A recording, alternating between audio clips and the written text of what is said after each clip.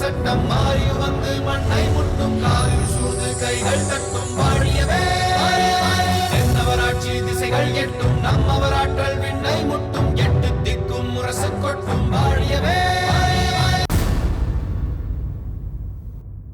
சேர நாட்டிற்குள் புதிதாக வந்திருக்கும் குணாளன், அருந்ததி என்ற இருவர் பற்றி கேள்விப்பட்ட மங்கம்மாவின் தோழி மாதுரி தளபதியிடம் அவர்களை நேரில் அடையாளம் காட்ட சொல்லி இருக்கின்றாள். அந்த தளபதியோ முதலில் என்னை அடையாளம் காட்டிருக்கின்றான். என்னை அவளால் அடையாளம் கண்டுபிடிக்க முடியவில்லை. அதனால் என் மகளான உன்னை பார்ப்பதற்கு அவளுக்கு அவசியம் இல்லாமல் போய்விட்டது. ஒருவேளை அந்த சேர தளபதி அடையாளம் காட்ட வந்த மாதுரியை என்னிடத்தில் முதலில் அழைத்து வராமல் உன்னிடத்தில் அழைத்து வந்திருந்தால் நிலைமை என்னவாகி இருக்கும்? இளவரசர் இளம்பழுதியை மீட்பதற்கு நாம் போட்ட திட்டங்கள் அனைத்தும் பாழாகி இருக்கும். ஆமாம், தங்களை அடையாளம் கண்டுகொள்ளும் அளவிற்கு கால அவகாசம் தராமல் அந்த மாதுரியின் கவனத்தை திசை திருப்பியதாக என்னிடத்தில் கூறினீர்களே, அது எப்படி உங்களுக்கு சாத்தியமாயிற்று? ஒரு எளிய முறையை கையாண்டுத்தான் நான் அதில் வெற்றி பெற்றேன். என்ன அந்த எளிய முறை? நம்மை அலசி ஆராய்ந்து யார் என்று கண்டுபிடிக்கும் முயற்சியில் இறங்குபவர்களிடம் எதிர் செயலாக நாம் அவரை பற்றி கண்டுபிடிக்கும் முயற்சியாக சில சந்தேகங்களை கிளப்ப வேண்டும். மங்கம்மாவின் தோழி மாதுரிக்கு எதிராக அப்படி என்ன சந்தேகத்தை கிளப்பினீர்கள்? ஒருவரின் முகக்குறிப்பை வைத்து அவர் இந்த நாட்டவர் என்று என்னால் எளிதாக அடையாளம் கண்டு கொள்ள முடியும். இவரின் முக அமைப்பை வைத்து பார்க்கும்போது இவர் சோழ நாட்டை சேர்ந்தவராக இருக்க வேண்டும். உண்மையா என்று அந்த மாதுரியிடம் கேட்டேன். அவ்வளவுதான். என் முதல் அஸ்திரமே, என் முதல் சந்தேகமே பயனளிக்க ஆரம்பித்து விட்டது. அதற்கு பின்னர் அந்த மாதுரி என்னை அடையாளம் காண்பதில் கவனம் செலுத்துவதை விட்டுவிட்டு தனது அடையாளம் வெளியே தெரியாமல் காப்பாற்றிக் கொள்ளப்பட வேண்டும் என்பதில் கவனம் செலுத்த ஆரம்பித்து விட்டாள். பலே, வெகு சாமர்த்தியமாக செயல்பட்டு அவளை திசை திரும்பும்படி செய்துவிட்டீர்கள்.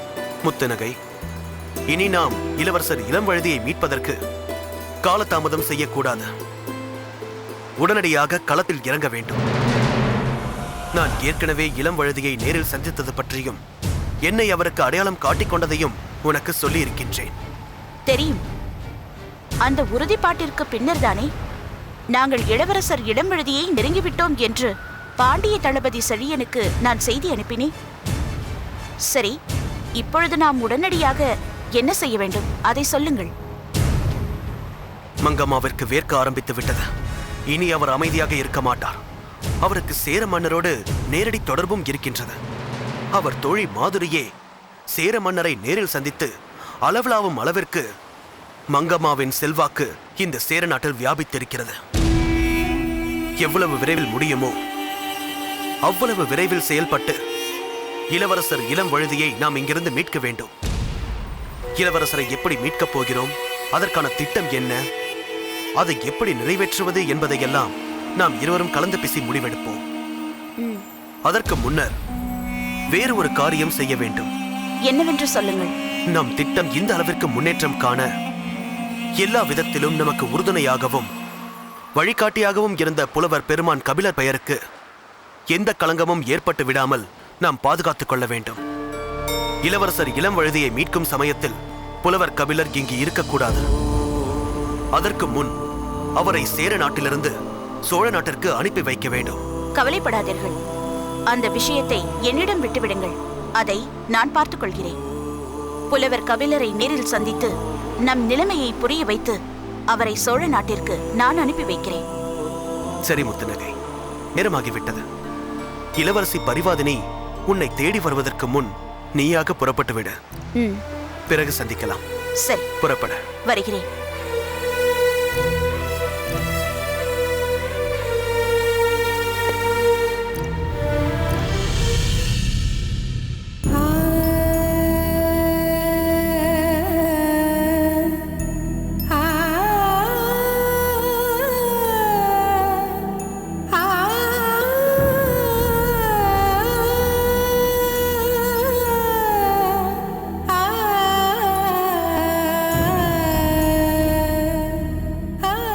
என்ன வைத்தியரே, என்ன வாயிற்று? இப்போது தேவியின் உடல்நிலை எப்படி இருக்கின்றது? நீங்கள் இப்படி அமைதியாக இருப்பதை பார்த்தால் எங்களுக்கு அச்சமாக இருக்கிறது. சொல்லுங்கள் வைத்தியரே, பஞ்சவன்மா தேவியின் உடல்நிலை இப்பொழுது எப்படி இருக்கிறது? நீங்கள் பயப்படும்படி ஏதும் இல்லை. சரியாக சொல்ல வேண்டுமென்றால் மகாராணியாருக்கு உடல் ரீதியாக எந்தவித பிரச்சனையும் இல்லை என்றுதான் சொல்ல வேண்டும். மகாராணியாருக்கு இருப்பது மனரீதியான பிரச்சனைதான். மன அழுத்தம்தான் இவரை இந்த அளவிற்கு வாட்டி வதைத்துக் கொண்டிருக்கிறது. அது மட்டுமின்றி உடலும் வலுவின்றி மிகவும் வாடிப்போய் இருக்கின்றது. நீண்ட காலமாகவே இவர் நேரத்திற்கு அன்ன ஆகாரம் எடுத்துக்கொள்ளாமல் பட்டினி கிடந்திருக்கின்றார். அதன் விளைவாகத்தான் இவர் மிகவும் தளர்வுற்று இருக்கிறார். இப்பொழுது இவருக்கு நீங்கள் செய்ய வேண்டிய ஒரே வைத்தியம் நேரம் தவறாமல் உணவு தருவது மட்டும்தான். இன்னும் சற்று நேரத்தில் இவர் கண் விழித்து விடுவார்.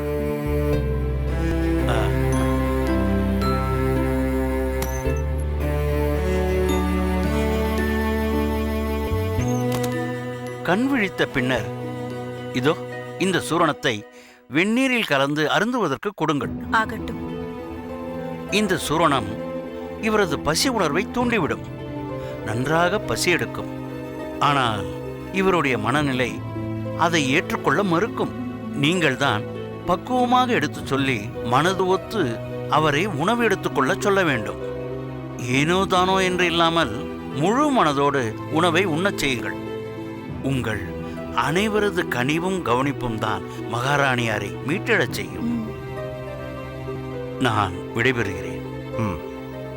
வருகிறேன். ஆகட்டும்.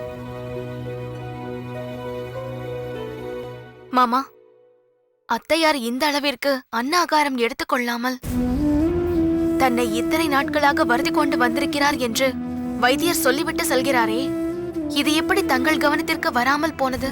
என் மீதும் தவறு இருக்கிறது கலைவாணி. சேர நாட்டில் சிறைப்பட்டிருக்கும் மகன் இளமழுதியை பற்றி சிந்தித்தேனே தவிர இளம்வழுதியின் பிரிவால் வாடும் உன் அத்தையாரின் நடவடிக்கைகளை சரிவர கவனிக்கத் தவறிவிட்டேன். நான் உணவு உண்ணும் நேரங்களில் தானும் உடனமர்ந்து உண்ணாமல் பிறகுண்ணுகிறேன் என்று உன் அத்தையார் தவிர்த்த பொழுதுகளை நான் சாதாரணமாக எடுத்துக்கொண்டேனே தவிர, ஆனால் இப்படி ஒரு தவிப்பு இவளுக்குள் இருக்கும் என்றெல்லாம் நான் சிந்திக்க தவறிவிட்டேன். உன்னை சொல்லி குற்றமில்லை பெருவழுதி. உனக்கும் 1000 பிரச்சனைகள். இதையெல்லாம் பார்த்து கொண்டிருப்பதற்கு உனக்கு எங்கே நேரம் கிடைத்திருக்க போகிறது? அம்மா, நாமாவது அடிக்கடி வந்து அத்தையாரை பார்த்திருக்கலாம் அல்லவா? நம்மை பார்த்தால் உன் அத்தைக்கு இளம்வழுதியின் ஞாபகம் வந்து அரற்றுவார்கள். நாம் அடிக்கடி செல்ல வேண்டாம் என்று நீங்கள் தான் தடுத்தீர்கள்.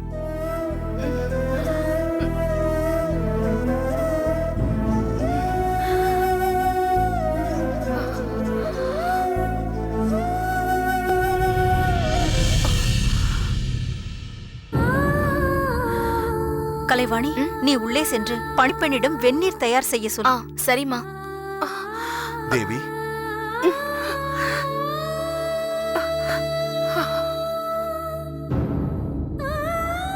பஞ்சவன்மா தேவி, ஏனம்மா உனக்கு நீயே பட்டினி கிடந்து உன் உடம்பை வருத்திக் கொள்கிறாய்? சற்று சிந்தித்துப் பார். நம்மை நாமே வருத்திக் கொள்வதன் மூலம் நடக்கின்ற காரியங்களை நம்மால் தடுத்து நிறுத்த முடியுமா? தேவி, பாண்டிய பரம்பரையில் வந்த வீர பெண்மணி நீயே இப்படி மனம் தளர்ந்து போகலாமா? எத்தனை முறை நம்பிக்கை வார்த்தைகளையும் வீர உணர்வுகளையும் எனக்குள் ஊட்டி என்னை நீ போருக்கு அனுப்பி வைத்திருப்பாய். அத்தனை திறம்படைத்த நீ இப்படி சோர்ந்து போகலாமா தேவி? நம் மகன் இளம்வழுதி வெளியூருக்கு போயிருக்கிறான் என்று நினைத்துக்கொள் தேவி. எத்தனைதான் வெளியில் நின்று ஆறுதல் வார்த்தைகள் கூறினாலும் நீதான் உனக்குள் மாற வேண்டும். ஆமாம் பஞ்சவன்மா தேவி, பெருவழுதி சொல்வது போல் நீதான் உன்னை மாற்றிக்கொள்ள வேண்டும். இளவழுதி சேர நாட்டில் சிறைப்பட்ட வருத்தம் எல்லோருக்கும் தான் இருக்கிறது. ஒரு தாயாக உன்னுடைய வருத்தம் சற்று கூடுதலாக கூட இருக்கலாம். அதற்காக இந்த அளவிற்கு உன்னை நீயே வருத்திக் கொள்ள வேண்டுமா? இல்லை, என்னால் அப்படி இருக்க முடியாது. எனக்கு என் மகன் வேண்டும். இளம் வழுதி எனக்கு வேண்டும். எனக்கு இந்த நாடு கூட வேண்டாம். இந்த பாண்டிய நாட்டையே கூட அந்த சேர மன்னனையே எடுத்துக்கொள்ள சொல்லுங்கள். என் மகன் இளம் வழுதியை எனக்கு திருப்பித் தர சொல்லுங்கள். நாங்கள் எங்கள் பிள்ளையுடன் எங்கேனும் சென்று வாழ்ந்து கொள்கிறோம். எங்களுக்கு அது போதும். சரி பஞ்சவன்மாதேவி, இப்போது இருக்கும் உனது உடல்நிலை கருதி சற்று அமைதியாக இரு. உன் விருப்பப்படியே செய்வோம். அம்மா, வெந்நீர் தயாராகிவிட்டது.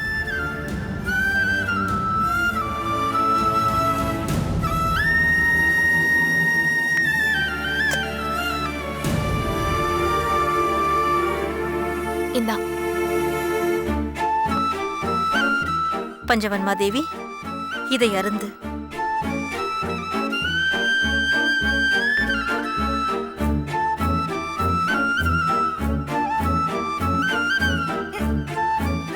இன்னும் சிறிதுதான் இருக்கிறது.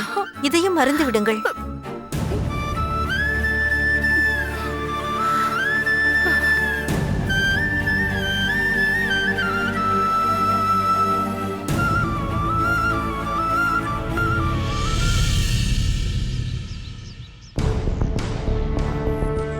புலவர் பெருமானே, தாங்கள் புறப்படுகிறேன் என்று சொன்னது முதலே எங்களுக்கெல்லாம் ஏதோ ஒரு இழப்பு ஏற்பட்டது போல் இருக்கிறது. தாங்கள் இங்கு இருந்த இந்த நாட்கள் எங்களுக்கெல்லாம் மிகுந்த மகிழ்ச்சியை தந்தது. நானும் இங்கு இருந்ததில் மிகவும் மகிழ்ச்சி அடைகிறேன் சேரலாதா. நான் பாரியுடன் பலகாலம் வாழ்ந்திருந்தாலும் என்னை சேர நாட்டின் அவை புலவராகத்தான் மக்கள் கருதுகிறார்கள். இது எங்களுக்கு கிடைத்த பெருமை புலவர் பெருமானே. தாங்கள் சேர நாட்டை வாழும் இடமாக கொண்டு இடையிடையே எங்கேனும் சென்று வர வேண்டும் என்றுதான் நாங்கள் விரும்புகிறோம். எனக்கும் அந்த விருப்பம் இருக்கிறதம்மா. ஆனாலும் பல்வேறு பணிகள் என்னை ஆங்காங்கே அழைக்கிறது. ஏதோ ஒரு அறையில் ஏடுகளோடு அமர்ந்து கவிபாடும் புலவன் அல்ல நான். நாடுகள் தோறும் சென்று ஆங்காங்கே உள்ள பிரச்சனைகளை எதிர்கொண்டு அதற்கு தீர்வு காண முயல்பவன் நான். அந்த வகையில்தான் இங்கும் ஒரு பிரச்சனைக்காக ஒரு நாள் இருந்துவிட்டு போகலாம் என்று வந்தேன். ஆனால் பல நாட்கள் ஓடிவிட்டன. இது சேர மன்னர் மீது தாங்கள் கொண்டிருக்கும் பாசத்தின் அடையாளம். சேர மன்னர்கள் புவி முழுவதையும் அரசாண்டவர்கள் என்பதை விளக்கும் வகையில் தென்குமரி வடபெருங்கடல் குணகுட கடலா எல்லை குன்றுமலை காடு நாடு ஒன்றுபட்டு மொழியதல் கொடிது கடிந்து கோல் திருத்தி படுவது உண்டு பகலாற்றி இனிது உருண்ட சுடரேமி முழுது ஆண்டோர் வழிகாவலா என்று பாடியவரல்லவா தாங்கள். அதனால்தான் எங்கள் சேர மன்னர் கேட்டுக்கொண்டதால் இவ்வளவு நாட்கள் இங்கு தங்கியிருந்தீர்கள். தாங்கள் சொல்வது உண்மைதான் பிரதானியாரே.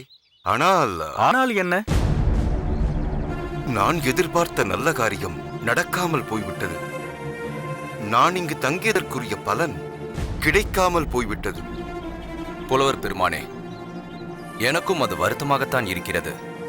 அது நடக்க வேண்டும் என்றுதான் நான் விரும்புகிறேன். ஆனால் பிரச்சனை என் கையை மீறி சென்றுவிட்டது. பாதிக்கப்பட்டவன் நான். அதற்கு ஒரு பரிகாரமும் சொல்லிவிட்டேன். அதை செய்ய அவர்கள் முன்வரவில்லையே. ஒரு கை தட்டினால் ஓசை எப்படி வரும்? இனி எது நடப்பதானாலும் அங்கிருந்து ஏதேனும் ஒரு செய்தி வந்தால்தான் நடக்க முடியும். உனக்கு ஒரு நியாயம் இருப்பது போல் அங்கு அவர்களுக்கும் ஒரு நியாயம் இருக்கலாம். அது என்னவென்று நேரில் பேசாமல் தெரியாது. ஆனால் ஒன்று மட்டும் உண்மை. என்ன? இளம் வழுதி குற்றமற்றவன். 3 நாடுகளும் ஒன்றுபட்டு வாழ வேண்டும். பாண்டிய நாட்டின் மீது சுமத்தப்பட்ட பழி உண்மை அல்ல என்று சேர மன்னனுக்கு உணர்த்த வேண்டும் என்று வந்தவன். நல்லெண்ண தூதுவராக வந்த பாண்டிய இளவரசரை குற்றவாளியாக்கி அதன் மூலம் யாரிடம் இருந்தோ ஏதோ பலனை எதிர்பார்க்கிறார்கள் சிலர். இன்று அந்த 4 பேரின் மரணத்திற்கு காரணமாக இருந்துவிட்டு தற்கொலை என்று கூறிவிட்டார்கள். இளம்பழுதிக்கும் அப்படி ஒரு நிலைமை வராது என்பது என்ன நிச்சயம்? இல்லை இல்லை, அப்படி நடக்க நான் அனுமதிக்க மாட்டேன். நீ நிச்சயம் அதற்கு அனுமதி தரமாட்டாய். அவற்றையெல்லாம் ஏற்றுக்கொள்ள மாட்டாய் என்பது எனக்கு நன்றாக தெரியும். ஆனால் இங்கு நடந்த 4வரின் மரணமும் உன் விருப்பம் இல்லாமல் தானே நடந்திருக்கிறது? இளம்பழுதி குற்றமற்றவர் என்பதை நிரூபிப்பதற்கான ஆதாரம் அவர்கள்தான் என்பதால் அப்படி செய்திருக்கிறார்கள் புலவர் பெருமானே. ஏன் அதை நீங்கள் இப்படியும் எடுத்துக் கொள்ளலாமே. இளம்பழுதி மீது தாங்கள் பழி போட்டதால் எப்படியும் தங்களை சித்திரவதை செய்து உண்மையை கண்டுபிடித்து விடுவார்கள். அப்போது நாம் கடும் தண்டனைக்கு ஆளாக நேடுமே என்று நினைத்து தங்களை மாய்த்துக் கொண்டார்கள் என்றும் சொல்லலாமே. உண்மைதான் புலவர் பெருமானே, அப்படியும் நடந்திருக்க வாய்ப்பிருக்கிறது. அதனால் தான் சொல்கிறேன், உறுதியாக எதுவும் தெரியாதவரை நீ இளம்பழுதிக்கு எந்த தீங்கும் நேரும்படி விட்டுவிடக் கூடாது. நான் தங்களுக்கு உறுதி அளிக்கிறேன், தங்கள் மனதுக்கு மாறாக நான் ஒருபோதும் நடந்து கொள்ள மாட்டேன். இளம்பழுதியை எச்சரிக்கையாக பாதுகாப்பேன். இது போதும் சேரலாதா? அத்தோடு நான் புறப்படுவதற்கு முன் மற்றொரு கருத்தையும் வலியுறுத்த நினைக்கிறேன். சொல்லுங்கள். பரிவாதினியை காப்பாற்றிய அந்த வீர மங்கை அருந்ததி, அவளது தந்தை குணாளன் இருவரையும் நீ என்னுடைய அறைக்கு பக்கத்திலேயே தங்க வைத்திருந்ததால் அவர்களைப் பற்றி நிறைய தெரிந்து கொள்ள வாய்ப்பு கிடைத்தது.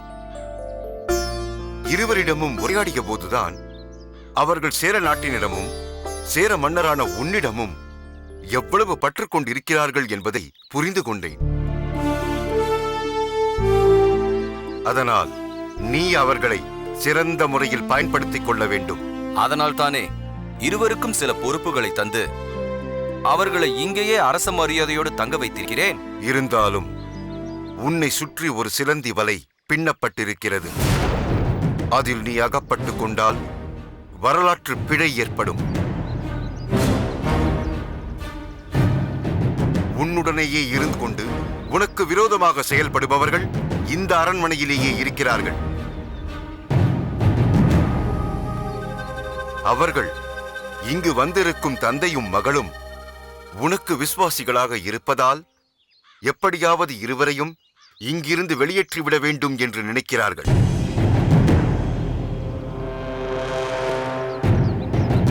அவர்கள் இருவரை பற்றியும் எது வேண்டுமானாலும் சொல்லி உன் மனதை கலைக்க முயற்சி செய்வார்கள்.